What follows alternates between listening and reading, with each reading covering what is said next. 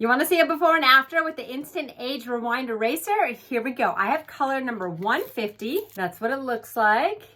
Twists off. And then this here twists too. So that's going to get the concealer in there. Give it a few twists.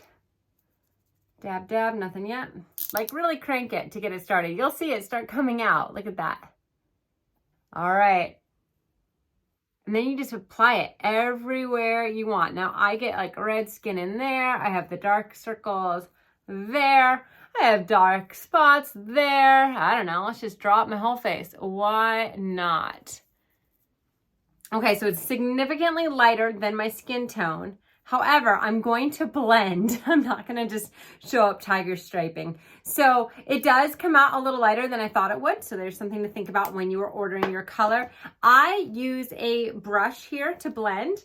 So I would say this comes out pretty thick and it wouldn't be your best bet for blending. You could use it, but I would say use like a brush or your finger to really blend it all in. Okay, I may have used a little bit excessive amounts. A little goes a long way on this, but it's gonna look really good when we're done. Trust me on that.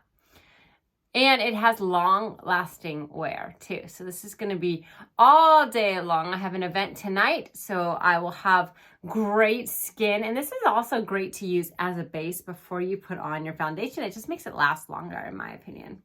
Okay, so it blended. Now it doesn't look as crazy, right? And now we're just gonna add on top of this my foundation, and then we'll see our finished afterwards. So I'm using the Dermablend. I love this one. It is a medium coverage, but I would say it actually is a pretty thick coverage. I just have a foundation brush here. This brush is by Pure.